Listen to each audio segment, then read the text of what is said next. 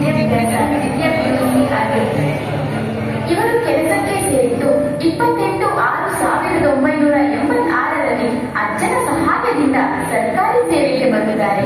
ತರೀಕೆರೆ ಕಾಲೇಜಿಗೆ ಬಂದಿದ್ದು 6/7/2015ರಲ್ಲಿ ಬರುತ್ತಾರೆ. ಇವರ ಹವ್ಯಾಸ ಗಾಯನ. 1989ರಲ್ಲಿ ಜ್ಞಾನಿಕ ವಿದ್ಯಾಸಂಸ್ಥೆ ಸ್ಥಾಪನೆ ಮಾಡಿ ಬಾರಂದೂರು ಗ್ರಾಮದಲ್ಲಿ ಹಿರಿಯ ಪ್ರಾಥಮಿಕ ಶಾಲೆಯನ್ನು 2006ನೇ ಇಸವಿಯವರೆಗೂ ನಡೆಸಿ ನಂತರ ಶಾಲೆಯನ್ನು ಮುಚ್ಚಲಾಗಿದೆ. ಕಾವ್ಯ ಲಹರಿ ಪ್ರಕಾಶನ ಎಂಬ ಪ್ರಕಾರಗಳನ್ನು 2003ರಲ್ಲಿ ಸ್ಥಾಪನೆ ಮಾಡಿ ಕವನ ಸಂಕಲನ, ಕಾದಂಬರಿ, ಅಭಿರಾಮಿ ಮತ್ತು ಇತರ ಕಥೆಗಳು ಎಂಬ ಹಲವಾರು ಪುಸ್ತಕಗಳನ್ನು ಈ ಪ್ರಕಾಶನದ ಅಡಿಯಲ್ಲಿ ಬಿಡುಗಡೆ ಮಾಡಲಾಗಿತ್ತು. 1984ರಲ್ಲಿ ಭದ್ರಾವತಿಯ ಆಕಾಶವಾಣಿ ಯುವವಾಣಿ ಕಾರ್ಯಕ್ರಮದಲ್ಲಿ ಪ್ರತಿದಿನ ಹಾಡುವ ಗಾಯಕರಾಗಿದ್ದರು. ಪ್ರತ್ಯೇಕ ಕೂಚಿಪುಡಿ ಭರತನಾಟ್ಯ ಕಲಾವಿದರಾದ ಮೈಸೂರು ಬಿ. ಚಂದ್ರೇಗೌಡರ ನೃತ್ಯ ಪ್ರದರ್ಶನ ಕಾರ್ಯಕ್ರಮದಲ್ಲಿ ಗಾಯಕನಾಗಿ ಕರ್ನಾಟಕದಾದ್ಯಂತ 100ಕ್ಕೂ ಹೆಚ್ಚು ಕಾರ್ಯಕ್ರಮದಲ್ಲಿ ಹಾಡಿರುತ್ತಾರೆ. ರಂಗಭೂಮಿ ಹಿನ್ನೆಲೆಯ ಗಾಯಕನಾಗಿ ಸಂಧ್ಯಾ ಬೆಳ್ಳ, ಜೋಕುಮಾರ ಸ್ವಾಮಿ, ವಿದೂಷಕ ರತ್ತೋರಾಯನಮಗಳೆ ಬೆಳ್ಳಕ್ಕಿ, ಇಂದು ಬೇದಾರ್ಯವೋ ಇನ್ನೂ ಹಲವಾರು ನಾಟಕಗಳಿಗೆ ನಾಯಕನಾಗಿ ಸೇವೆ ಸಲ್ಲಿಸಿದ್ದಾರೆ.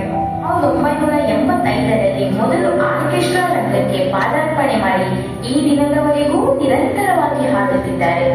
2020ನೇ ಇಸವಿಯಲ್ಲಿ ಶಿವಮೊಗ್ಗ ಜಿಲ್ಲಾ ಕಲಾವಿದರ ಸಂಘ ಪ್ರಾರಂಭ ಆದ ಮೇಲೆ ಸತತವಾಗಿ ಈಗ 4 ವರ್ಷಗಳಿಂದ ಸಂಘದ ಅಧ್ಯಕ್ಷರಾಗಿ ಸೇವೆ ಸಲ್ಲಿಸುತ್ತಿದ್ದಾರೆ ಮತ್ತು ಕಲಾವಿದರಿಗಾಗಿ ರಾಜ್ಯ ಮಟ್ಟದ ಕರ್ನಾಟಕದ ಸ್ಟಾರ್ ಸಿಂಗರ್ ಕರೋಕೆ ಗಾಯನ ಸ್ಪರ್ಧೆ ನಡೆಸಿ ರಾಜ್ಯ ಮಟ್ಟದಲ್ಲಿ ಸಂಘ ಗುರುತಿಸಿಕೊಳ್ಳುವಂತೆ ಕೆಲಸ ನಿರ್ವಹಿಸುತ್ತಿದ್ದಾರೆ.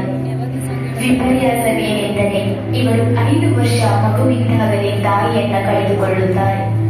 ಇವರ ಅಜ್ಜನಿಂದ ಸರ್ಕಾರಿ ನೌಕರಿಗೆ ಸೇರುವ ಭಾಗ್ಯ ಸಿಗುತ್ತದೆ.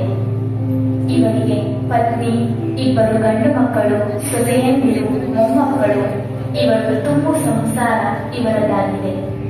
ಮುಂದೆ ನಿವೃತ್ತಿಯ ನಂತರ ಸಮಾಜದ ಸೇವೆಯಲ್ಲಿ ತೊಡಗಿಸಿಕೊಳ್ಳುವಂತಹ ಯೋಜನೆಯನ್ನು ಹಾಕಿಕೊಂಡಿದ್ದಾರೆ. ಕನಸುಗಳನ್ನು ಕನಗಳಿಂದ ಪಡೆಯಲಾಗದು, ಮನಸ್ಸುಗಳನ್ನು ಮನದಿಂದ ಪಡೆಯಲಾಗದು, ಸಾಧನೆಯನ್ನು ಸಿಟ್ಟಿನಿಂದ ಪಡೆಯಲಾಗದು, ಪ್ರೀತಿಯನ್ನು ಅಹಂಕಾರ